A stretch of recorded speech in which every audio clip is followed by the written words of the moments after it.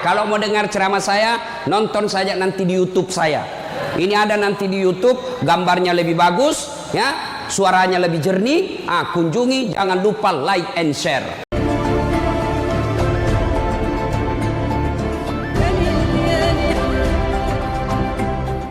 Bengkok.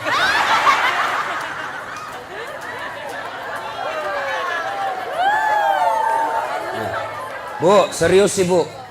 Ibu ngambil uang sogok misal 300.000. Ya. Lalu ibu makan. 40 hari ke depan setelah makan uang haram itu, jangan ibu mati. Kalau ibu mati, maka ibu mati dalam keadaan kafir. Kenapa ada barang sogok dalam perutnya? Sia-sia bermajelis taklim 30 tahun. Sia-sia mengaji selama 10 tahun kalau ibu mau disogok. Bisa?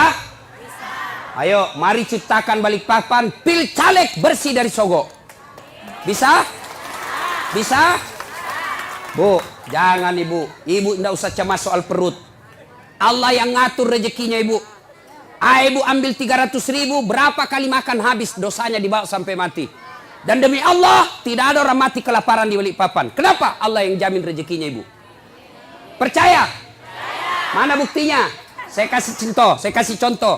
Itu perut Allah yang ngatur, rezeki makan Allah yang ngatur. Mana buktinya? Cicak. Tahu cicak? Apa dia makan cicak ibu? Nyamuk. Masuk akal enggak? Enggak. Satu terbang, satu di dinding. Mana bisa ketemu? Di dinding cicak. Mana bisa? Iya. Tapi lagu saya waktu kecil apa dia bilang? Cicak-cicak di dinding, diam-diam merayap, datang seekor nyamuk. Hap! Nyamuk yang datang. Lagu tidak bilang cicak lompat ke nyamuk. Jadi jangan sogok bu ya. Ya, ibu datang pengajian-pengajian kalau ada caleg yang undang, datang dengan niat dapat ilmu, bukan karena dapat jilbab. Ya. Kalau ibu niat dapat ilmu di akhirat kelak, Allah cari mana ibu yang datang karena pengajian mau dapat ilmu, ini hadiah dari kamu. Saya kasih kau hadiah surga. Tapi mereka yang datang karena ngejar seragam, ngejar sembako, ngejar jilbab, dia akan berkata kepada Allah, ya Allah, mana pahala aku pengajian? Allah berfirman, kau dulu pergi pengajian, kamu kau dapat jilbab toh? Kau sudah dapat, Min. Tidak ada kau dapat, sekarang cilaka. Masih bau kok. Jelas? Nah, berikutnya. Lalu, Nabi berkata, masalahnya nak suka jika. Nabi bilang, Nafisa, tenang, saya punya urusan. Lalu Nafisa datang kepada Khadijah. Bunda, bagaimana kalau ada laki-laki suka ki? Sembarannya. Mana ada suka janda orang tua? Nabi bilang, iya ada suka. Betul kok, betul. Alhamdulillah. Tapi masalahnya ini yang suka ki lebih muda dari bunda. Tidak jadi masalah. Tapi ini anak buata. Tidak ada masalah. Masalah dia suka di saya. Dia bilang, Nafisa, tenang bunda, saya punya urusan. Coba, ini namanya menjaga harga diri dua belah pihak. Coba kalau Nafisa mau kasih malu Khadijah, datang ke Muhammad. Muhammad, nah suka kau bunda, banyak uangnya, peraski. Kesempatan kau ambil ini uang, banyak, nah suka sekali kau. Coba, kalau juga Nafisa mau kasih malu Khadijah, begitu caranya. Atau dia kasih malu Muhammad, tapi tidak, kedua belah pihak dijaga harga dirinya. Begini mestinya tim sukses. Jangan cerita kejelekannya orang. Calon ini biarlah, jangan cerita keburukan calon yang lain. Lebih baik cerita kelebihan-kelebihan calonnya masing-masing. Kalau ada datang tim sukses yang cerita kejelekan orang, demi Allah jangan pilih dia. Kenapa? Dilarang dalam agama menjelek-jelekkan orang. Bisa ibu? Bisa. Betul? Betul. 300.000 lewat. Sudah nikah. Khadijah 45 tahun, Rasulullah 25 tahun. Khadijah 40 tahun, Rasulullah 25 tahun. Selisih 15 tahun. Sudah. Setelah menikah, Khadijah sebelum menikah, Bu, Khadijah sebelum menikah itu kaya. Kekayaan beliau 22/3, lebih dari setengah barang-barang mewah yang ada di Mekah miliknya Khadijah. Bayangkan, kaya. Tapi apa yang terjadi? Setelah menikah dengan Nabi, bangkrut, habis duitnya, kasihan. Suatu kali Nabi tidur di pahanya Khadijah. Tidur di paha Khadijah. Tidur. Ibu-ibu sudah pernah kasih tidur di paha? Nah, ibu-ibu sudah pernah kasih tidur suaminya di paha? Bohong-bohong. Begitu suaminya mau dipakai, gendut sekali. Bagaimana suaminya kada selingkuh? Ibu kada tahu mengurusi. Nah, coba itu Khadijah, Ibu. Beliau tidur suaminya. Lalu dia lihat-lihat suaminya dengan wajah yang lusuh, capek. Bukan jelek ya, capek. Kan kentara muka yang capek. Seperti mukanya Ustaz Dasad. Capek, Bu, capek betul. Dia bilang istriku, mama nyecek, kasihan suamiku. Matoa nih kasih. Sudah tidur. Lalu Khadijah melihat suaminya dan berkata dalam hati, wahai orang-orang Mekah, ayuhan nas, wahai manusia, kenapa kau benci betul ini manusia? Dia lihat di suaminya, kenapa kau benci betul ini manusia? Tidak pernah bicara kasar, tidak pernah nipu kamu, tidak pernah ngambil barang hakmu, tidak pernah merugikan kalian. Ini manusia kok kamu benci? Khadijah sambil melihat suaminya, menetes air matanya. Pas menetes air matanya, jatuh di pipinya Nabi. Nabi terbangun dan melihat dan berkata, wahai Ummul Mukminin, ibunya orang Islam, kenapa kau menangis? Apa kau menyesal menikah sama saya? Tadi kau perempuan janda yang dihormati, sekarang kau dihina gara-gara suamimu saya. Apa kau menyesal karena tadi kau kaya, sekarang kau miskin? Khadijah berkata, tidak demi Allah. Saya tidak pernah menyesal menikah sama engkau ya Muhammad. Malah saya bangga engkau menjadi suamiku. Cuma yang aku pikir, saya sekarang sudah tua renta. Sebentar lagi ajal menjemputku. Hartaku sudah habis. Siapa yang akan menolong engkau nanti ketika ajal sudah menjemput saya? Orang tidak menghina kamu di Mekah. Orang masih malu menyerang kamu karena ada Khadijah, janda bangsawan Mekah yang disegani. Bagaimana nanti kalau saya sudah meninggal? Siapa yang tolong kamu? Siapa kasihan yang kasih bantu lagi kau keuangan? Lalu Khadijah berkata, ya Muhammad, andai saja besok saya meninggal, engkau kebumikan saya dan tulang-tulangku kau bisa jual untuk membantu dakwamu. Andai tulangku laku untuk kau jual untuk bantu dakwamu ya Muhammad. Cintanya Khadijah kepada suaminya. Kita ibu, bukan cinta naja suaminya. Baru 1 jam pergi suaminya menelpon. Di mana kau pak? Ya kau lisu, pulang kau. Awas kau ndak pulang kau. Ini.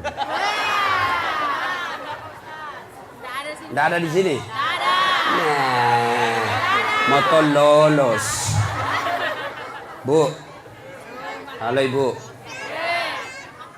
Biar ibu jidatnya hitam sholat. Senin Kamis ibu puasa, ngajar ngaji di TKTPA, tapi ridho suami tidak ibu miliki, tidak bakal ibu masuk surga. Bahkan Nabi jelaskan, andai saja boleh manusia sujud kepada sesamanya manusia, itu istri saya wajibkan sujud di depan suaminya. Kenapa bisa Ustaz? Karena ibu harus tahu, kami laki-laki suami tidak boleh masuk surga sebelum istrinya dulu diperiksa. Kalau ibu rajin sholat, ibu rajin puasa, ibu rajin tadarus, suaminya peselingkuh, suaminya tukang judi, suaminya tidak sholat, suaminya pengedar narkoba, tapi ibu alim, muslimah yang baik, tidak ada urusan. Suami masuk neraka, ibu tetap masuk surga.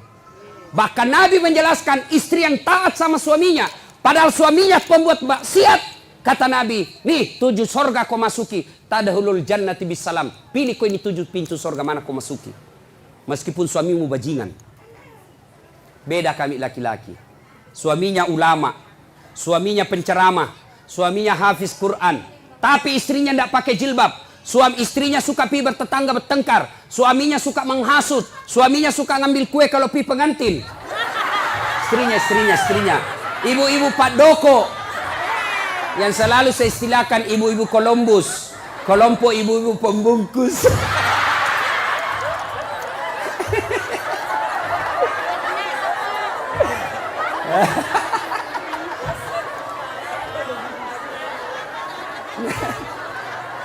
Pergi pengantin. Nasa begitu turung. Pergi membantu padahal membantu kasih habis kue. Jangan Bu, tidak boleh ya Ibu Majelis Taklim, tidak boleh Ibu Columbus. Nah ya, biar sepupu yang punya acara kalau tidak minta tidak boleh. Nah, kalau istrinya durjana seperti itu, padahal suaminya ulama, demi Allah, tidak boleh di laki-laki masuk surga sebelum dia temani istrinya masuk neraka. Makanya Ibu, jangan sakiti perasaan suami. Susah jadi suami Bu, kami tanggung dunia akhirat. Ini suka dia takut-takuti suaminya. Kalau ada tamunya suaminya, dia tidak ngomong tapi matanya. Ada juga itu istri begitu. Dia pelototi mata suaminya. Ada begitu di sini toh? Ada, makanya ibu ketawa. Anu Ibu Di, saya izin dulu pergi sama temanku.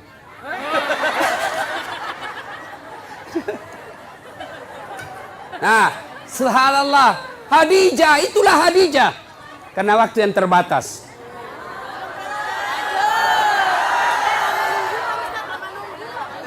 Bu, berapa jam Ibu menunggu? 4 jam. Kalau Ibu menunggu ikhlas, itu yang nambah-nambah amal. Tidak ada yang sia-sia dalam Islam Ibu. Tidak ada yang sia-sia. Menunggu dakwah itu amal. Ibu menunggu. Saya juga menunggu pesawat tadi. Coba sama-sama menunggu. Nah, sampai lagi tadi di pesawat di atas udara lama dia putar-putar. Kubayangkan lagi mamanya Ece. Bagaimana kalau saya mati? Siapa yang? Janda istriku masih muda. Coba. Sampai di sini langsung disuruh ceramah. Ibu cuma diam-diam ketawa.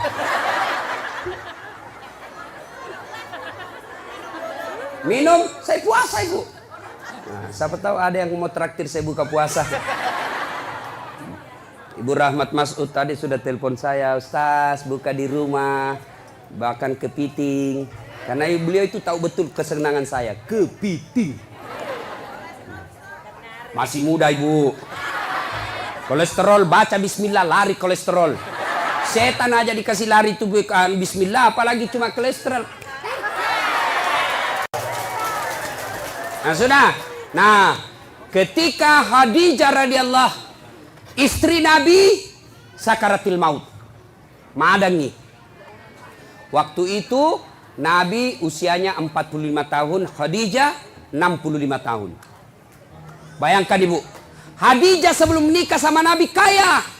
Tapi ketika Khadijah sakaratil maut, baju yang dia pakai, baju yang sudah 8 kali tambal. Tahu tambal? Tahu? Bahasa Perancisnya tepengi. Robe tambal, robe tambal, robe tambal. 8 kali tambal. Dan tambalan yang terakhir, tambalan ke-8, tidak lagi pakai kain. Kenapa? Tidak ada lagi kainnya Khadijah. Akhirnya apa? Khadijah menambal bajunya yang bolong ke-8 kalinya dengan cara apa? Dengan pelepah daun kurma. Miskin. Ada kira-kira ibu-ibu mau begini? Kaya, sudah menikah, langsung miskin. Dia bilang, gara-gara kaum itu suami kau adalah. Saya banyak uangku tadi kau kasih miskin kah? Keluar kau dari rumah. Khadijah tidak. Masya Allah. Khadijah ketika sakaratil maut sakit, dia panggil anaknya. Siapa namanya anaknya? Fatimah As-Zahra. Dia panggil, Fatimah ta'al. Anakku sini dulu, dengar ini baik-baik Bu. Sini dulu nak. Ya bunda. Sampaikan ke bapakmu dulu nak. Kau pergi mintakan Kak serban. Tahu serban? Tahu serban? Itu seperti nak pakai Pak Nur Hadi. Serban. Tapi itu kan gaya-gaya. Tuh. Serban. Kata Khadijah. Fatimah. Lo koyo lo kuambuk mu nak. Ilo ngak serbanna. Nakku, kau pergi dulu ke bapakmu, mintakan saya serbannya yang selalu dia pakai terima wahyu. Saya mau pakai kain kafan. Mudah-mudahan kain kafanku itu yang selalu dia pakai terima wahyu. Allah tidak menyiksa saya dari azab neraka dan kubur. Lalu Fatimah berkata, Mak, kita yang pergi minta. Nah bilang Khadijah, saya malu minta sama bapakmu nak. Masya Allah. Ada di sini malu minta sama suaminya? Ada? Jangan nak minta, nak curi. Hei, sudah nak sembunyi suaminya, nak dapat loh. Nak periksa semua dompetnya. Kayak pencopet. Sampai-sampai ada suami dia bilang, istri, nah simpang uangnya ibu. Dibawa bantal, dibawa tempat tidur, dibawa plastik, dibawanya lagi tuh. Dibawanya lagi tuh dos-dos. Kan dibawanya lagi naik bungkus plastik 4 lapis. Dia bilang, dah apa istrinya? Langsung istrinya bilang, Pak, uang apa ini? Langsung dia bilang suaminya, uang sial. Maksudnya apa? Baten aku sembunyi kau dapat ji. Ini ibu-ibu sekarang ini pandai cari uang. Iya toh? Pandai cari uang. Di mana saja disembunyi dia dapat semua. Khadijah, apa kata Khadijah? Saya malu minta sama bapakmu. Bayangkan, habis hartanya untuk nopang suaminya, minta serban, malu. Bayangkan. Didengar sama Nabi. Dengar sama Nabi. Nabi lalu datangi istrinya. Ya Ummul Mukminin, habis hartamu untuk bantu dakwah. Capuk waramparamu malu tulung. Hanya ini keserban yang kau minta dan itu pun kau malu menyatakannya. Nabi menetes air matanya. Lalu kata Khadijah, saya minta kain serban yang engkau selalu pakai nerima wahyu. Mudah-mudahan kain serban itu jadi kafanku sehingga saya tidak tersiksa di alam kubur. Mendengar itu datang Jibril. Datang Jibril bu. Jibril sampaikan kepada Nabi, ya Muhammad sampaikan kepada Khadijah. Masya Allah. Karena Jibril tidak boleh langsung bicara sama Khadijah. Kenapa? Hanya Jibril boleh berbicara kepada Nabi dan Rasul. Namun manusia tidak boleh. Jibril sampaikan kepada Nabi. Ya Muhammad, sampaikan kepada Khadijah. Ada salam dari Allah untuk Khadijah. Masya Allah. Allah yang titip salam sama Khadijah bu. Luar biasa. Kita saja titip salam dari orang lain. Sudah senang. Saya bayangkan bu. Saya pernah terima ucapan selamat hari raya dari Pak Yusuf Kalla. Ucapan selamat hari raya. Istana Wakil Presiden Republik Indonesia dengan ini menyampaikan selamat hari raya Idul Fitri, mohon maaf lahir batin. Taqabbalallahu minna wa minkum. Salam hormat Yusuf Kalla, Wakil Presiden Republik Indonesia kepada saudara Das Atlati. Seterima itu bu, saya buka, saya kasih lihat semua sepupuku di kampung. Ita ko culi capok. Lihat kok, sepupumu. Lihat kok. Itu baru manusia kita sudah bangga. Allah yang titip salam kepada Khadijah. Ya Muhammad, sampaikan ada salam dari Allah. Dan sampaikan kepada Khadijah. Allah sudah sediakan istana dalam surga. Subhanallah. Sudah dalam surga istana lagi. Sampaikan kepada Khadijah, Allah sediakan istana untuk Khadijah yang terbuat dari mutiara. Tidak terbuat dari jamrud, tidak terbuat dari emas, tidak terbuat dari nikel, terbuat dari apa? Nabi Jibril katakan terbuat dari mutiara. Kenapa? Khadijah punya sifat mutiara. Apa sifat mutiara? Ibu tahu mutiara? Hidup di dasar laut, yang masuk ke dalam perutnya pasir, yang masuk ke dalam tanahnya kerikil-kerikil. Tapi setelah masuk dalam perutnya Khadijah, perutnya mutiara, apa yang keluar? Tadi keluar pasir, tadi keluar kerikil-kerikil batu. Apa yang keluar setelah dia buka cangkangnya? Apa yang keluar? Mutiara. Artinya, Khadijah tidak pernah cerita keluhannya kepada orang lain. Ini yang ibu-ibu banyak miliki sekarang. Suka cerita kelemahannya, suka cerita masalahnya rumah tangga kepada orang lain. Bahkan lebih aneh lagi, dia cerita kelemahan suaminya di Facebook.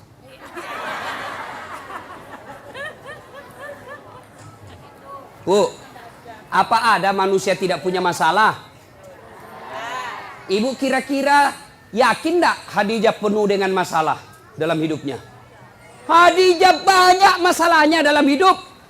Beliau kadangkala melihat Rasulullah kelaparan. Di depannya lapar Rasulullah. Sampai pucat beberapa kali tidak makan.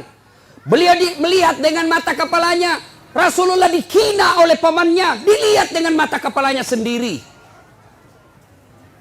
Khadijah, apa dia pergi cerita? Tidak.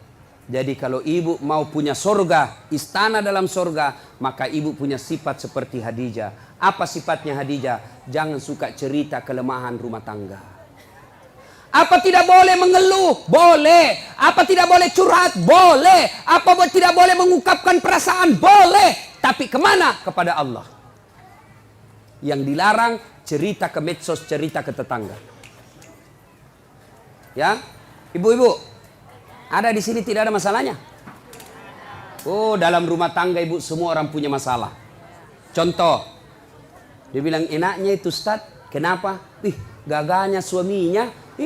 Bu, suami gagah masalah. Kenapa? Dia goda orang, Bu. Apalagi kalau istrinya jelek. Lebih masalah lagi itu. Suami gagah, istri jelek, masalah. Berarti bagus kalau suami jelek, Ustaz. Suami jelek dihina orang. Kita lagi malu jalan sama dia. Duluan aja Pak, saya menyusul.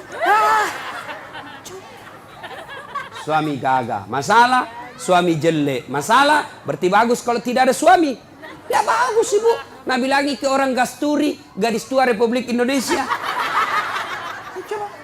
Ayo, bagus kalau banyak suami. Lebih masalah lagi. Coba, tidak ada orang tidak ada masalah. Dulu waktu mau menikah, apa masalahnya? Mudah-mudahan dapat jodoh. Dapat suami, ada masalah, selesai masalahnya? Tidak. Mau punya anak. Punya anak, selesai masalahnya? Tidak. Mau punya rumah. Sudah punya rumah, selesai masalahnya? Mau punya mobil. Punya mobil, selesai masalahnya? Tidak. Bayar cicilannya.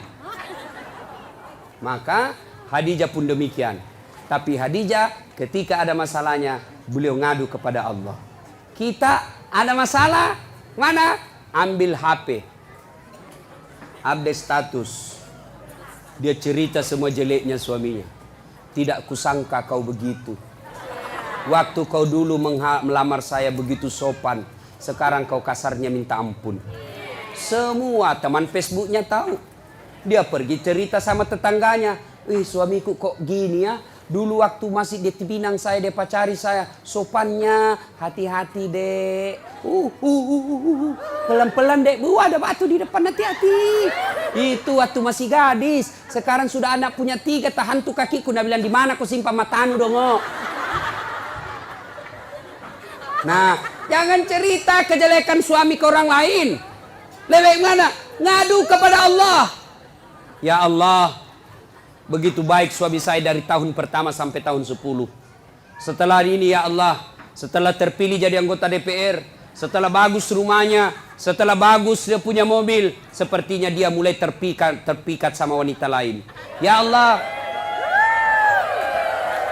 bukan saya Bu, bukan juga Pak Nur Hadi. Ya Allah, Engkau yang menitipkan rasa cinta dalam hati suamiku. Pelihara cintanya kepada aku ya Allah. Jangan engkau palingkan hatinya ke orang lain. Buat dia pusing kepalanya kalau dia tidak lihat saya 24 jam. Boleh doa begitu Bu. Ngadu kepada Allah. Ya Allah, saya lihat suamiku makin hari makin kasar ya Allah. Aku tidak mampu mendidiknya ya Allah. Tapi engkau yang beri hidayah. Berikan hidayah kepada suamiku ya Allah. Supaya dia menjadi suami yang menjadi imamku dunia akhirat. Jangan pergi cerita sama tetangga. Itu suamiku pelitnya nah. Sudah pelit kalau tidur ngorok. Sudah itu keluar lagi nyiurnya. Beleng-beleng. Kamu mau dicerita. Bertengkar sedikit, langsung dia telepon mamanya di Sulawesi. Mak, suamiku begini, begini, begini. Jangan. Minta pertolongan Allah. Allah cuma minta, ud'uni astajib lakum. Minta kau kepadaku, saya yang selesaikan masalahmu. Ayo, minta berdoa kepada Allah. Dan berdoa tidak harus bahasa Arab. Ada yang selalu bilang, Ustadz, apa doanya? Suamiku ini sudah mulai lain-lain. Doanya, 1, perbaiki pelayanan. Ini rahasia laki-laki, Bu.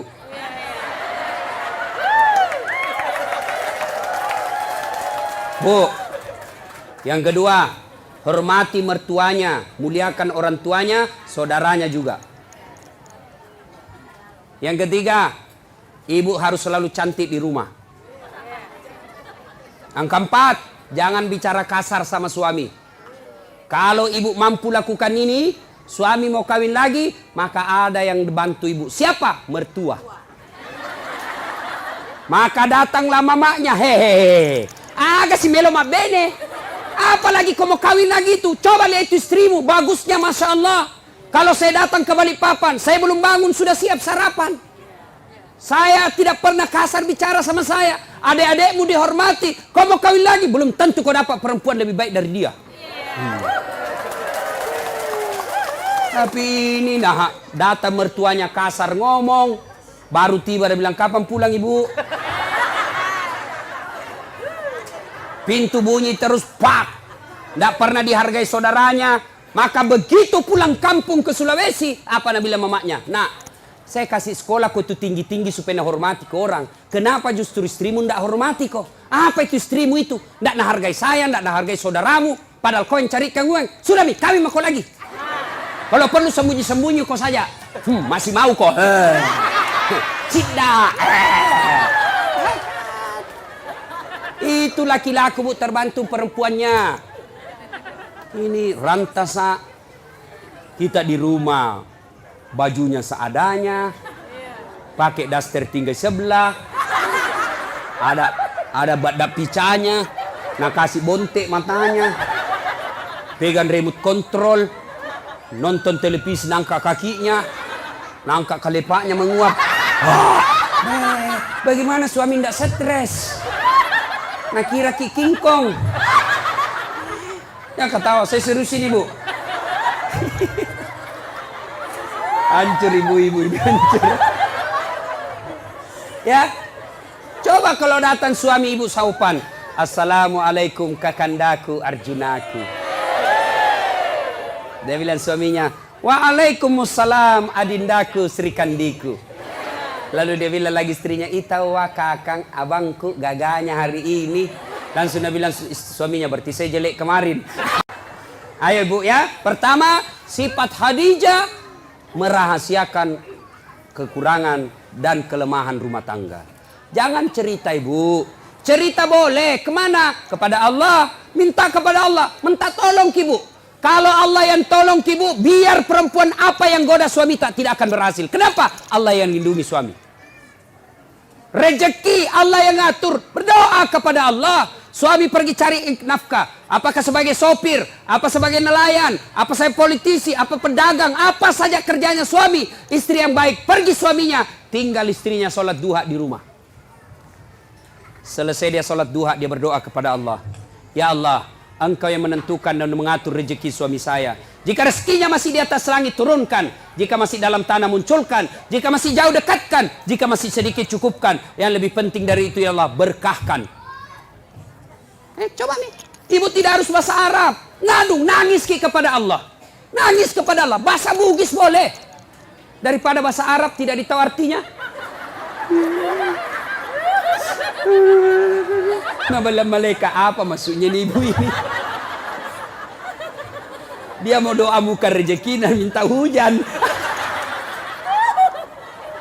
Tidak harus bahasa Arab. Boleh ibu berdoa begini. Bu, dengar. Ya Allah, Engkau sudah tahu apa masalahku ya Allah. Engkau melarang saya minta tolong kepada manusia. Engkau melarang saya menyembah kecuali kepadamu ya Allah. Maka saya datang kepadamu mengadu ya Allah. Selesaikan masalahku ini ya Allah. Sudah itu berikutnya didik anak dengan baik. Bu, pakai filosofi seperti mama saya. Biar saya miskin, biar minda ada sekolahku, tapi kuurus anakku baik-baik. Mudah-mudahan anakku nanti angkat derajatku. Ibu kan tidak mungkin maki jadi camat ibu toh. Tidak mungkin maki jadi di sini jadi bupati, ya susah ibu. Tidak mungkin mi. Tapi didik anak dengan baik, anak tak nanti yang jadi bupati. Susah jadi pengusaha tanker, po. Punya kapal tongkang, punya kapal ini, agaknya susah mi bu. Doakan didik anak, mudah-mudahan anak tak milik nanti itu. Tidak mungkin menjadi dokter ki ibu toh. Tidak mungkin. Maka berdoa, didik anak, mudah-mudahan anak tak jadi dokter. Nah, ibu silakan kerja apa saja, mau berpartisipasi dunia apa saja, tapi ingat fungsi ibu ada dua. Satu sebagai istri, dua sebagai ibu. Untuk anak-anaknya. Tidak ada gunanya sukses segala-galanya kalau anak berantakan. Contoh ibu, ini sudah kejadian ibu. Ya, kejadian ini. Ini ada anak-anak yang curhat sama saya. Usia 15 tahun. 15 tahun ibu. Ustaz, hamil pacarku. 15 tahun. Saya bilang, cewekmu usia berapa? Satu kelas sama saya Ustaz. SMP. Ya. Saya bilang, kasih bicara saya bapakmu, harus kasih nikah. Saya tidak tahu apa dia kasih nikah sekarang. Lalu saya penasaran, berapa mi perempuan kau kasih begitu? Dia bilang, sudah 5 Ustaz, baru pilih hamil 1. SMP bu, kelas 5. 15 tahun. 15 tahun. Lalu saya tanya, bagaimana caranya? Tidak masuk akal. Kau di mana? Kau masuk hotel kan ditahu kau masih kecil. Apa dia bilang? Di rumahnya itu perempuan saya kasih gitu Ustaz. Saya tanya, kenapa bisa? Dia bilang, saya sudah tahu jam berapa orang tuanya tidak ada di rumah. Maka ibu, tidak ada gunanya ibu cari uang. Kalau rumahnya ibu tempat tidurnya anak gadis tak yang dibelikan mahal-mahal, dibikinkan kamar, kasih AC, kasih kipas, lalu anak laki-lakinya orang tiduri anak gadis tak di rumah. Itu mi fungsinya ada perempuan di rumah. Jelas ibu ya? Itu bukan cuma satu yang begitu, banyak yang curhat sama saya ibu soal begitu. Maka ibu didik anak. Ya, menurut Quran, ibu itu, istri itu fungsinya katifun. Ya, apa itu katifun? Satu, diartikan ketek, kalepa. Apa? Gendong anakmu. Fungsinya ibu. Sekarang siapa yang gendong anak tak? Kareta. Dorong-dorong. Sambil menyanyi. Dorong-dorong. Tidak pernah gendong anaknya. Maka jangan heran anak-anak sekarang tidak dekat hubungannya sama orang tuanya gara-gara tidak pernah digendong-gendong anaknya. Masih 2 tahun nak kasih PAUD. Apa itu? Pendidikan usia dini. 4 tahun nak kasih masuk TK. 7 tahun SD. Kapan kita didik anak tak? Cepat sekali ambil orang. Gurunya didik. Pendidik sebaik-baiknya bukan gurunya tapi ibunya. Yang kedua, fungsi ibu menurut Quran. Apa itu? Katifun diartikan dada. Apa itu? Menyusui. Siapa yang susui anak tak sekarang? Siapa? Cak sapi. Akhirnya anak tak sifatnya seperti sapi. Ya? Sekarang tidak mau lagi susui. Dia bilang, Ustaz, biar seksi. Bahkan ibu-ibu milenial tidak mau melahirkan, semua mau dibelah. Coba.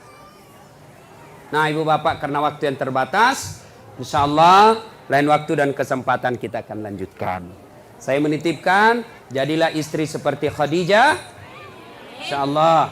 Ibu, kalau ibu susah, ibu sabar. Suami tidak sholat, ibu sabar. Suami tidak nentu pekerjaan, ibu sabar. Maka Allah janjikan, innallaha ma'as sabirin. Allah bersama.